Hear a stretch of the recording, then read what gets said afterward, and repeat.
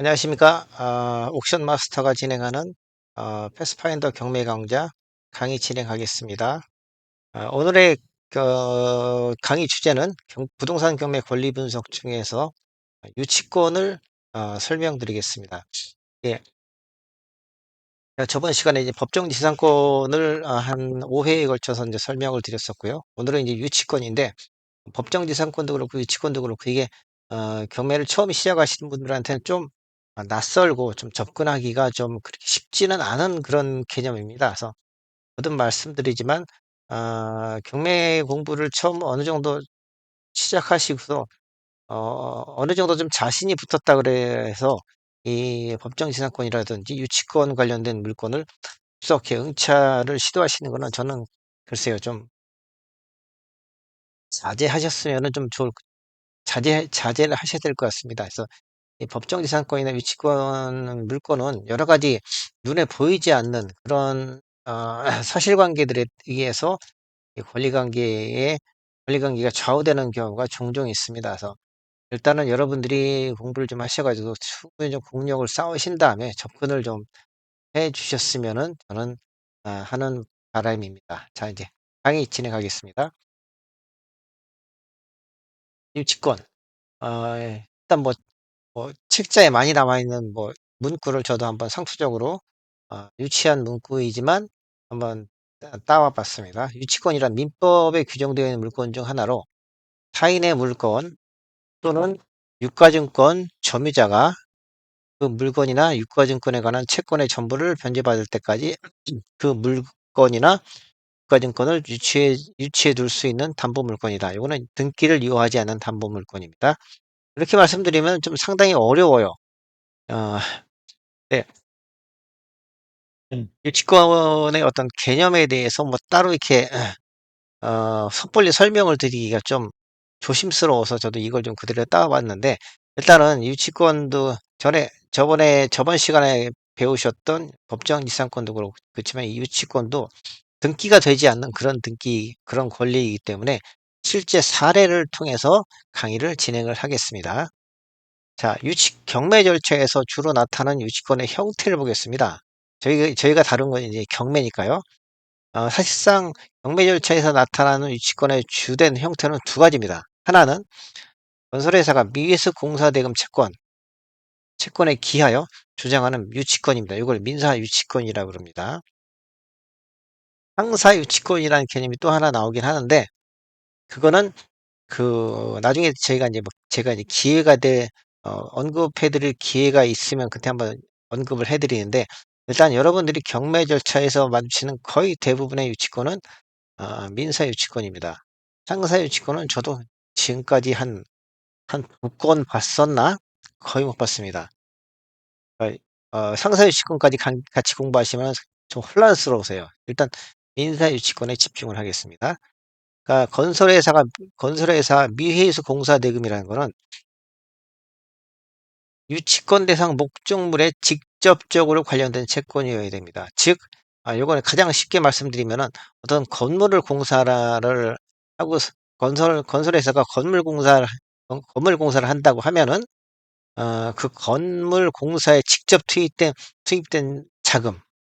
자금 중에서 도급업자한테 도급자로부터 받지 못한 그런 대금이 되겠습니다. 그냥 공사대금이라고 직접적인 공사대금이라고 생각을 하시면 되겠습니다. 부동산 경매 절차에서의 매수인은 민사집행법 제91조 5항에 따라 유치권자에게 그 유치권으로 담보하는 채권을 변제할 책임이 있는 것이 원칙이나 낚시할자 등이 아래와 같은 사유를 입증할 경우에는 유치권을 배제시킬 수가 있습니다. 그런데 근저당권 설정 후에 유치권을 취득을 했거나 유치권 취득 전 설정된 근저당권에 기하여 경매 절차가 개시되었어도 유치권은 성립합니다. 즉 근저당권과 유치권의 선후 또는 어, 이 유치권 취득 전 근저당권에 기해서 경매 절차가 개시되었어도 유치권은 성립하는데 아무런 문제가 없습니다. 유치권이란 개념을 가장 왜 이게 이제 이 법에서 이런 유치권이란 걸 인정을 해 주는지를 갖다 한번 그 사유를 따져 보겠습니다. 이게 자 이제 제가 이제 건설 회사를 운영하는 건설업자라고 해 보겠습니다. 그러면은 이 건설업자는 자기의 돈을 들여 가지고서 공사를 하죠. 근데 이 저기 뭐야 이 건설 회사 입장에서는 이 유치권이라는 제도가 없으면은 상당히 도급업자에 비해서 불리한 위치에 서게 됩니다. 그러니까 이 건설공사를 발주한 그 도급업자가 발주자죠. 발주자가 아 돈을 갖다 지급을 하지 않게 되면은 건설회사는 그 돈을 어디서 받을 데가 없어요. 결국은 건설회사는 그 도급업자가 발주 계약에 따라서 공사한 것만큼 대금을 줘야지만 건설회사는 그 대금을 회수를 할 수가 있는데 그 기능을 하는데 아주 중요한 기능 중에 하나 기능이 이루어지는데 아주 중요한 역할을 하는 권리가 이 유치권입니다. 그래서 유치권을 너무 나쁘게만 바라볼 필요는 없는 것 같아요. 저희가 저희는 이제 경매를 통해서 부동산을 취득하려는 입장이다 보니까 유치권이 좀 성가시고 좀 귀찮은 그런 존재인데 반대로 건설회사를 운영하시는 분들 입장에서는 유치권만큼 절대적으로 신뢰가 있는 권리도 없습니다. 자, 일단 유치권을 배제하는 방법을 알아보겠습니다. 경매로 인한 압류의 효력이 발생한 이후에 유치권을 취득한 경우에는 유치권이 성립을 하지 않습니다. 이게 어떤 얘기냐면은, 자, 어떤 부동산의 경매 개시 결정이 떨어지면은, 부동산이라는 거는 유치권과 관련된 부동산이라면 주로 이제 건물이겠죠. 자, 건물이 이제 그 채권자가 건물에 대해서 경매를 신청하게 되면은 건물 등기부에 경매 개시 결정 등기가 이루어지죠.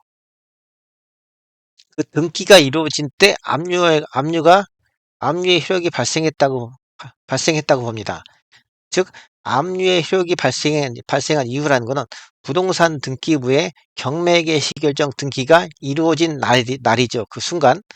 근데 만약에 유치권을 주장하는 유치권자가 어떤 채권자가 유치권을 취득한 경우, 유치권 취득이라는 건 즉 그 부동산을 점유를 했다고 외형적으로 인정되는 그런 날이죠. 그 날과 그 경매 대상 부동산의 경매 개시 결정이 이루어진 날의 선후를 따져가지고 만약에 경매 개시 결정이 이루어진 이후에 유치권을 취득을 했으면은 한 것이 입증이 되면은 그 유치권은 성립하지 않습니다. 이게 어, 어,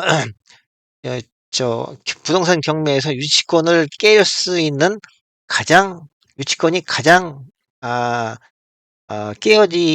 그러니까 아주 클리어하게 유치권을 깰 수 있는 방법입니다. 이게 즉 만약에 유치권자가 그 건물을 점유를 한 날짜가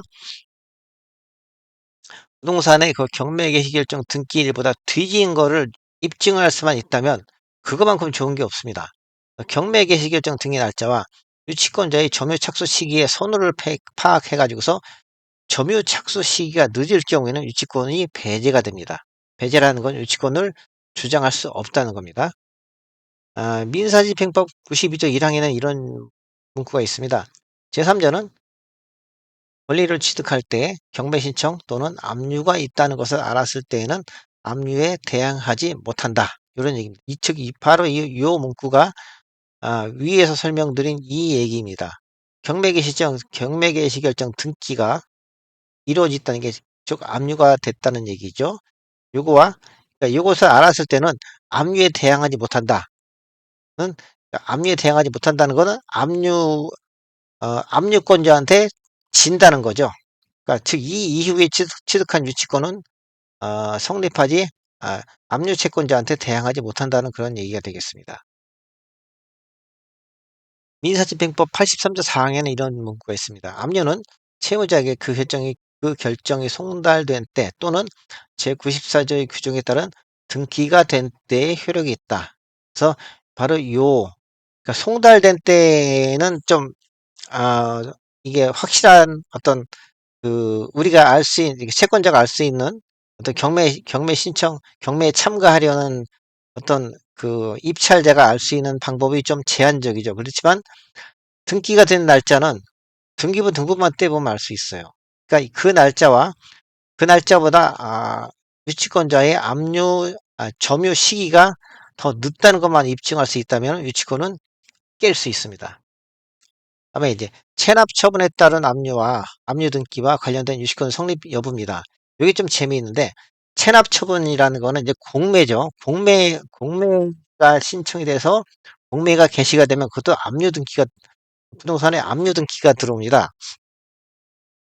체납 처분에 따른 압류가 있더라도 공매 절차 개시. 이것도 이제 2012년 1월 1일 이전과 이후로 나눠지는데, 공매 절차 개시 이전에 성립한 유치권의 경우에는 공매 절차의 매수인에게 대항할 수 있다고 보아야 할 것이나, 반면 체납 처분 압류에 이어 공매 절차가 개시되거나 경매 절차가 개시된 다음에 성립한 유치권의 경우에는 공매 절차의 매수인 또는 경매 절차의 매수인에게 대항할 수 없다고 보아야 한다. 요 얘기가 보면은 이제 이 법원 실무제어라고 이제 법원 법원 직원들이 보는 이 실무 책자입니다. 거기에 보면 이 얘기가 있어요. 이게 굉장히 법원 실무제어라는 책자가 이게 굉장히 권위 있는 책자입니다. 기존 판례를 보겠습니다. 체납 처분 압류가 반드시 공매 절차로 이어지는 것도 아니므로 체납 처분 압류가 되어 있는 부동산이라고 하더라도 그러한 사정만으로 경매 절차가 개시되어 경매 개시 결정 등기가 되기 전에 부동산에 관하여 민사 유치권을 취득한 유치권자가 경매 절차의 매수인에게 유치권을 행사할 수 없다고 볼 것은 아니다. 요게 이런 대법원 판례가 있습니다.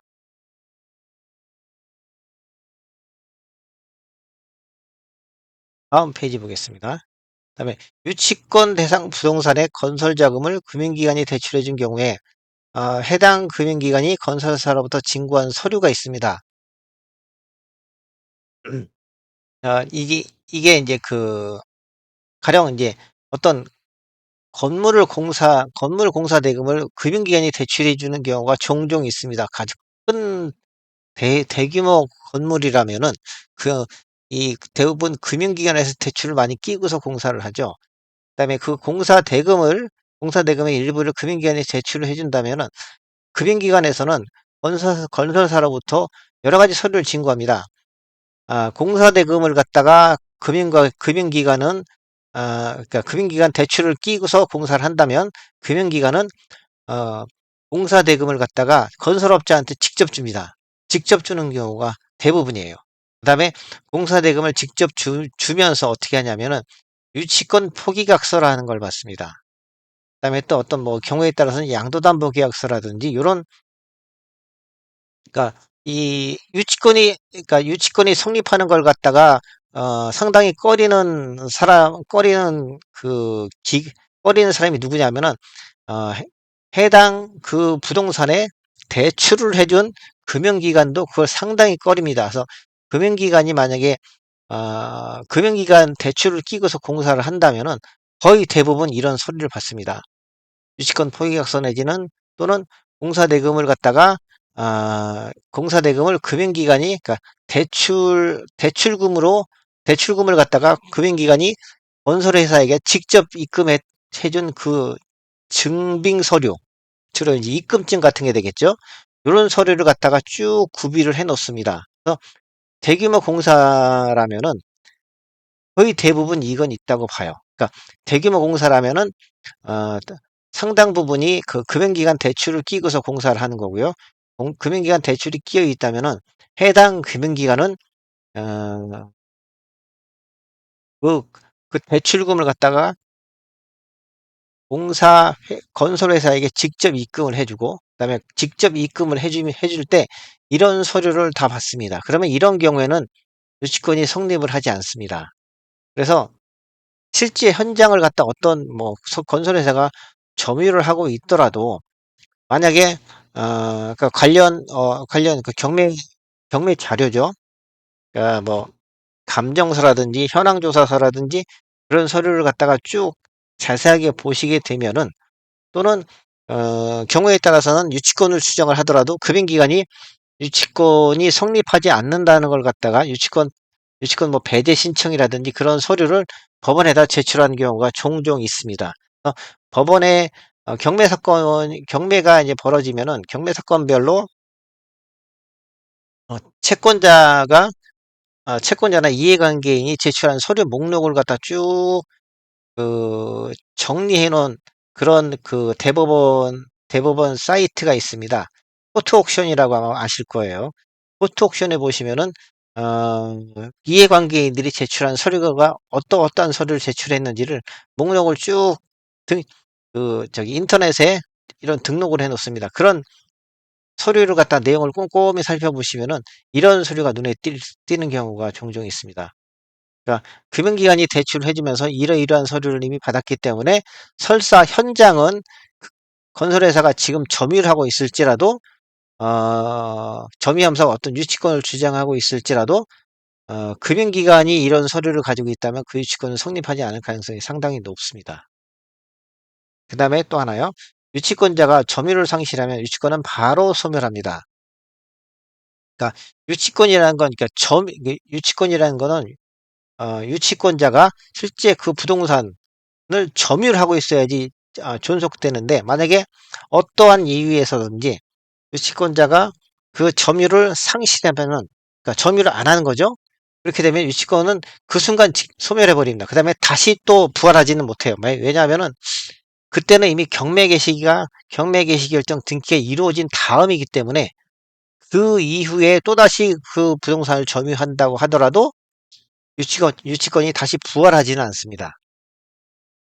점유상실이라는 어떤 그런 개념이 있는데, 그 점유상실이라는 게 어떤 거냐면, 건물 출입을 막는 별도의 시건장치, 유치권 행사 중임을 알리는 현수막, 이런 공고문, 이런 것들이 게재가 돼 있으면은, 법원에서는 유치권을 행사 중이라고 인정을 하는데, 이런 것들이 없어지는 경우가 있습니다. 그러니까 뭐, 시건 장치도 안 해놓고, 그다음에 유치권 행사 중임을 알리는 현수막이나 공고문도 없는, 그다음에 실제 그 현장을 지키고 있는 어떤 그 유치권자도 없고, 그런 경우라면 유치권자는 점유를 상실한 걸로 인정이 됩니다. 그다음에 또 한 가지는 공사계약에 유치권 배제 특약 여부가 있는 경우가 있습니다. 그러니까 이런 경우는 아, 경매에 입찰하려 하시는 분이 이런 서류는 사실 좀 찾기는 좀, 이런 서류를 갖다가 취득하기는 좀 쉽지는 않습니다. 뭐 그렇지만 어쨌든 이런 사유도 하나 이제 유치권 소멸의 사유로 인정될 여지는 있습니다. 그래서 어, 지금까지 총 4개를 봤는데, 결국은 가장 쉽게 우리가 알 수 있는 방법은 1번하고 3번이 되겠습니다. 유치권자가 점유를 상실했다는 거, 이거는 현장에 가보면 알 수가 있죠. 만약에 현장에 갔는데 유치권자가 없다. 그 다음에 유치권이 행사 중임을 알 수 있는 어떠한 표시도 없다면은, 그걸 갖다가 사진을 찍어 가지고서 그거를 가지고 계시면은, 그것도 하나의 유치권을 깰 수 있는 하나의 훌륭한 증거 자료가 되겠습니다.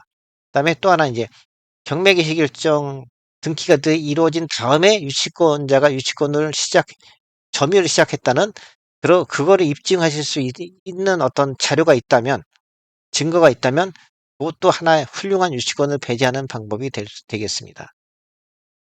또 한 가지, 이제 유치권이 나오는 경우가 또 하나 뭐가 있냐면은, 임차인의 유치권 주장이 있습니다. 이게 이제 뭐 상업용 부동산이라든지 이런 부동산에서 종종 이게 눈에 띕니다. 이 부동산 임차인의 유치권 주장은 주로 이제 판례로 많이 이제 배제를 시키거든요. 그러니까 배제된 어, 유치권을 배제한 판례를 제가 여기 몇 개 모아놨는데, 의외로 유치권 부동산 임차인의 유치권은 깰 수 있는 경우가 꽤 많습니다.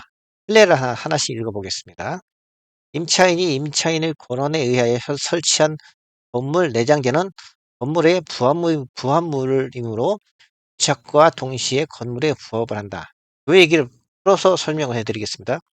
건물의 내부 벽에 붙인 은파석, 여기 이제 어떤 내장재입니다. 은파석이나 그 내부 천정에 부착된 합판. 그러니까 결국은 쉽게 말씀드리면 건물 내부에 붙인 어떤 대리석이나 또는 내부 천정에 붙인 합판 같은 거는 사회관념상 건물의 일부 구성 부분을 이루고 있고, 이들을 기존 건물과 분리하여서는 경제상 독립물로서의 소용을 갖지 못한다고 볼 수밖에 없으므로, 비록 이들을 건물의 임차인이 그 권한에 의하여 그 건물에 부속시킨 것이라 하더라도 이들은 이 부착과 동시에 건물에 부합되어 건물 소유자의 소유에 귀속되었다고 할 것이다. 쉽게 말씀드리면 임차인이 임차 부동산의 내부에 대리석을 붙이거나 혹은 천장에 어떤 멋있는 이런 판을 붙였다고 하더라도 그거는 결국은 그 건물의 일부로 인정된다는 거죠. 부합물. 그래서 부합이라는 표현을 썼는데, 부합이라는 의미가 그 건물의 일부가 된다는 그런 말이 되겠습니다. 그래서 결국은 임차인이 임대차 계약을 체결한 이후에 그 건물 내부에다가 뭐 어떤 대리석이라든지 멋있는 합판을 갖다 붙였다고 하더라도 이거는 어, 유치권을 주장할 수 없다는 그런 내용이 되겠습니다. 그다음에 임차인이 지출한 영업장소 권리금이나 시설비는 건물의 객관적인 가치 증가 비용이 아니기 때문에 유치권이 성립할 수 없다는 판례가 있습니다. 일반적으로 임차인에게 원상복구 의무가 있는데, 이 경우 유익비 상환 청구권을 포기한 것으로 간주되어 유치권이 성립할 수 없다는 판례까지 감안하면 유치권이 성립하기는 어려울 것으로 예상이 됩니다. 어, 그러니까 이건 뭐 아주 유명한 내용이죠. 임차인이 주장한 권리금은 절대 유치권이 될 수가 없습니다.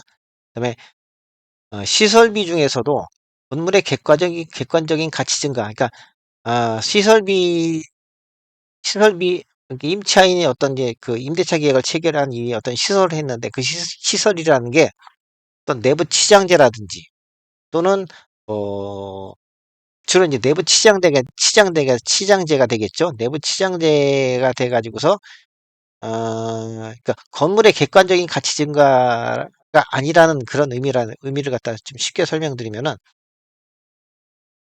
그 임차인이 그러니까 가령 10억짜리 건물에 임차를 한 다음에 그 안에 가령 뭐 한 3억 원어치 어떤 내부 멋있는 뭐 대리석이나 이런 걸로 이제 치장을 했다고 하더라도 그 건물의 객관적인 가치는 13억이 아니고 10억밖에 안 된다는 거죠. 그 10억이라는 그 건물의 객관적인 가치는 증가된 게 아니라고 봅니다.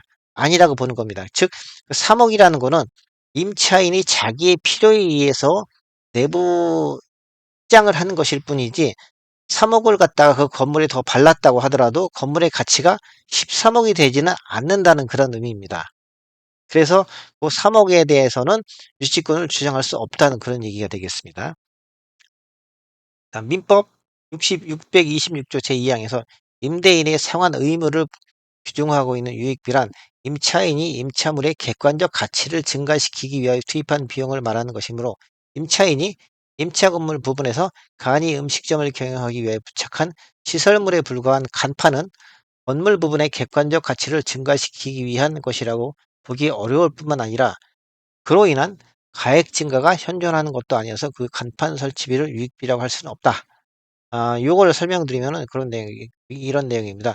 어떤 상가가 있는데 그 상가를 갖다가 임차인이 임대차 계약을 체결을 했어요. 그다음에 그 앞에다가 또는 그 위에다가 아주 멋있는 간판을 갖다가 굉장히 한 몇천만 원을 들여서 간판을 설치했습니다. 근데 그렇다고 하더라도 가령 뭐 10억짜리 부동산을 임차를 해가지고서 10억의 가치를 가지고 있는 어떤 부동산을 임차를 한 다음에 임차인이 거기에다가 가령 뭐 1억짜리 간판을 거기다 달았다고 하더라도 그 간판이라는 거는 그 단지 어, 이 임차인이 자기가 자기 영업의 필요에 의해서 부착한 그런 시설일 뿐이지 1억 짜리 간판을 달았다고 해서 그 건물의 가치가 11억이 되지는 않는다는 거죠. 그 건물의 가치는 여전히 10억 밖에는 안 된다는 그런 내용입니다. 그래서 그런 경우에 임차인이 그 간판 시설비를 가지고서 어 이 유치권을 주장할 수는 없다는 그런 내용입니다. 그다음에 또 하나 판례를 보겠습니다. 어 요건 제가 이제 어떤 판례 중에 일부를 발췌해 온 건데요. 피고 2가 주장하는 이 사건 유치권의 피담보 채권은 땡땡 종합건설과의 하도급 계약에 따라 이 사건 호텔의 외부 간판 등의 설치 공사를 완료함으로써 발생한 채권임을 알 수 있다.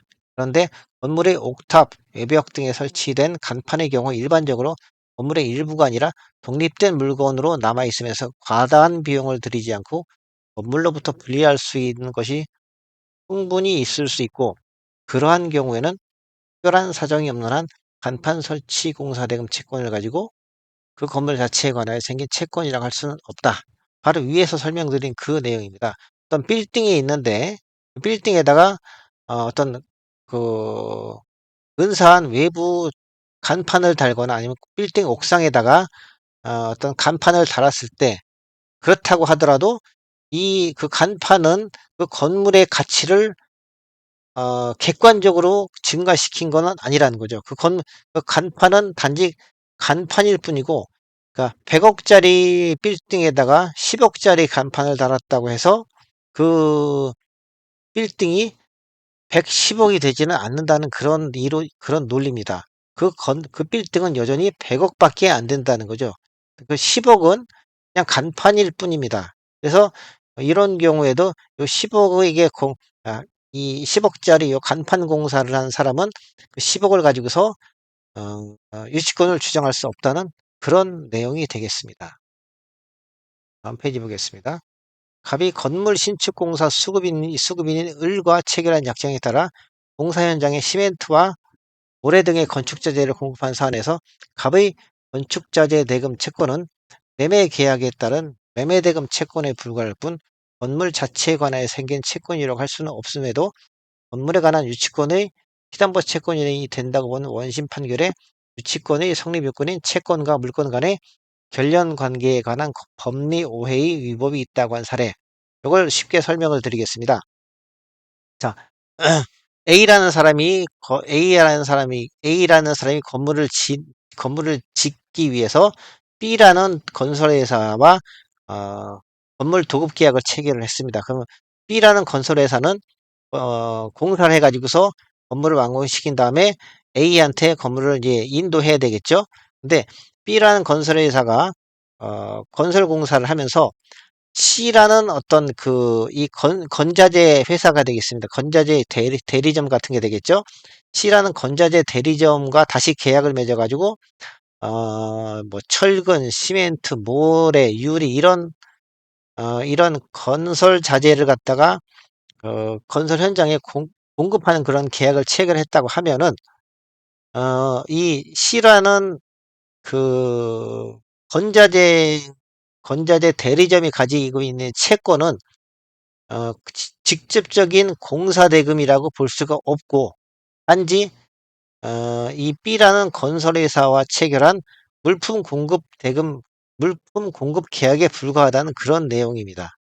그래서 이런 경우에는 C라는 그 건자재 대리점은 유치권을 주장할 수 없다는 그런 내용입니다. 네, 판례는 필요비, 유익비, 상환 청구를 미리 포기하는 약정은 유효하다라고 하였으며, 건물의 임차인이 임대차 관계 종료 시에는 건물을 원상으로 복구하여 임대인에게 명도하기로 약정하는 것은 건물에 지출한 각종 유익비 또는 필요비 상환 청구권을 미리 포기하기로 한 취지의 특약이라고 볼 수 있어 임차인은 유치권을 주장할 수 없다. 저희가 거의 대부분의 어떤 부동산, 특히나 건물이죠. 건물 임대차 계약, 주택도 마찬가지입니다. 주택에도 이런 문구가 있습니다. 음, 임대차 계약이 보면은 건물의 임차인이 임대차 계약 종료 시에는 건물을 원상복구하여 임대인에게 명도하기를 한다. 이런 내용이 거의 대부분 들어 있습니다. 이런 경우에는 임차인은, 그러니까 원상복구라는 거는 처음에 임대차 계약을 체결했을 때 그 당시로 모든 것을 다 다시 원상으로 복구한 다음에 집주인한테, 건물주한테 그걸 갖다 반환한다는 그런 의미가 되겠습니다. 이런 경우에는 그 건물의 임차인이 어떤 공사를 하였더라도 그, 그 임차인은 유치권을 주장을 할 수가 없습니다. 그래서 이게 굉장히 유명한 문구입니다. 그래서 건물을 원상복구하여 임대인에게 명도하기로 약정하는 거. 요런 임대차 계약에 요런 문구가 들어있다면 그 임차인은 절대 유치권을 주장할 수가 없습니다. 예, 건물 임차인이 자신의 비용을 들여 증축한 부분을 임대인 소유로 귀속시키기로 하는 약정은 임차인이 원상 회복 의무를 면하는 대신에 투입 비용의 변상이나 권리 주장을 포기하는 내용이 포함된 것으로서 특별한 사정이 없는 한 유효하다. 그리고 그 약정이 부속물 매수 청구권을 포기하는 약정으로서 강행 규정에 반하여 무효라고 할 수 없고, 또한 그 증축 부분의 원상 회복이 불가능하다고 해서 유익비 상환을 청구할 수도 없다라고 했으므로, 이러한 약정이 있는 경우 유익비를 상환 청구할 수 없다고 할 것이다. 요 내용도 굉장히 어려운데 결국은 위의 내용과 똑같습니다. 임차인이 임대차 계약을 체결을 하면서 일단 어, 원상복구해서 임대인에게 명도하기로 약정을 했다거나, 또는 요 요런 경우에는 이제 위에서 유치권이 성립 안 한다고 설명드렸었죠. 요 밑에 내용은 뭐냐면은 건물의 임차인이 건물의 일부를 증축한 경우를 말하는 겁니다. 근데 증축을 했더라도 증축한 부분을 임대인 소유로 귀속시키기로 하는 약정을 체결을 했다면 이 경우에도 유치권을 주장할 수 없다는 그런 내용입니다.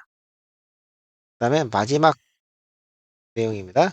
지출한 비용이 유익비인가의 여부는 건물의 사용 목적, 기타 구체적인 사정을 고려하여 판단하게 됩니다. 대체로 방이나 부엌을 증축한 경우 그 증축에 지출한 비용 또는 화장실, 오물처리장, 담장 등을 축조한 비용 등이 유익비로 인정되고 있으며, 건물 입구의 진입로나 건물 내 바닥을 콘크리트 등으로 포장한 경우에 있어서도 유익비로 인정될 가능성이 있습니다. 그러나 이러한 시설들일지라도 오직 임차인이 자기의 영업에 필요한 시설을 하기 위하여 지출한 비용은 특별한 사정이 없는 한 유익비로 인정되지 않습니다. 이게 이제 그 임차인이 유익비 상환 청구권, 즉 유치권이죠. 를 주장하는 그런 케이스들을 갖다가 쭉 정리를 해 놓은 건데, 음, 여기 보면 여러 가지 이제 어떤 그 판례들이 있죠. 이런 판례들을 여러 번 쭉 한번 읽어보시면은 어떠한 경우에 유치권이 성립이 되는지를 어느 정도 아실 수 있을 거예요. 제가 보건데 임차인의 유치권 주장은 사실상 성립하기가 사실 상당히 어렵습니다. 일단 임차인은 임대차 계약을 체결하면서 아까 말씀드린 이 건물을 원상으로 복구하여 임대인에게 명도하기로 하는 이런 약정을 그러니까 그 임대차 계약서에 이런 문구가 기본적으로 들어가 있어요. 그래서 일단 기본적으로 성립하기가 쉽지가 않습니다. 그다음에 또 하나 이제 이런 뭐 간판 대금이라든지, 그러니까 간판 공사 대금이라든지, 간판 어딨죠? 여기 있죠?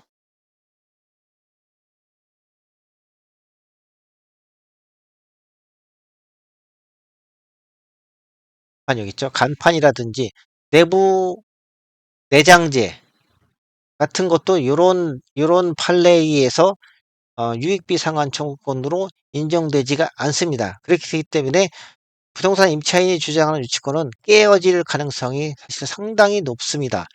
반면에 건물을 건축 공사한 이 건설회사가 주장하는 유치권은 상대적으로 그것보다는 좀 성립할 가능성이 높죠. 그렇지만 일본 같이 경매 개시 결정 날짜와 유치권자가 그 부동산을 점유한 날짜에 선후를 따진다든지, 또는 음 유치권자가 점유를 상실했는지 여부를 갖다 따져 가지고서 유치권을 깰 여지가 있습니다. 유치권은 특히나 이 건설회사가 주장하는 이 유치권은 건설회사들이 처음에 유치권을 주장하게 되면은 자기가 실제 받지 못한 공사 대금보다 상당히 좀 이렇게 부풀립니다. 자기가 못 받은 돈이 가령 뭐 10억 이다. 그러면은 유치권 신고는 뭐 10억 이라고 정직하게 하는 경우는 저는 사실 거의 못 봤고, 되게 뭐 10억 을 못 받았으면은 뭐 한 20억 못 받았다. 뭐 경우에 따라서는 한 30억 못 받았다. 이렇게 허풍을 떠는 경우가 거의 대부분입니다. 그래서 유치권을 깰 수 있는 방법만 있다면 상당히 경매를 통해서 어떤 수익률을 높일 수가 있는 아주 좋은 방법이긴 한데, 깨 나가는 길이 쉽지는 않습니다. 특히나 이런 건설회사가 주장하는 이런 유치권인 경우에는 건설회사들도 산전수전 다 겪은 사람들이기 때문에 상당히 많은 대비를 해 놓습니다. 그래서 유치권을 건설회사가 주장하는 유치권을 깨려면은 음 좀 많은 연구가 필요합니다. 그래서 제가 앞에서도 설명드렸듯이 경매 초기에는 이런 물건에 그냥 손대고 접근하시는 거는 좀 상당히 좀 리스크가 높은 그런 투자 방법이라고 말씀드릴 수가 있겠습니다. 자, 오늘 강의는 여기서 마치겠습니다. 다음 시간에는 이제 드디어 이제 제가 이제 주택 임대차 보호법을 이제 강의를 시작하겠습니다. 그래서 어떻게 보면 이제 부동산 경매에서 가장 꽂히죠. 가장 어 가장 꽂히고 그다음에 이제 굉장히 많이 부닥치게 되는 법이고, 그 법인 어 주택 임대차 보호법에 대해서 공부를 해 보도록 하겠습니다. 자, 이상입니다.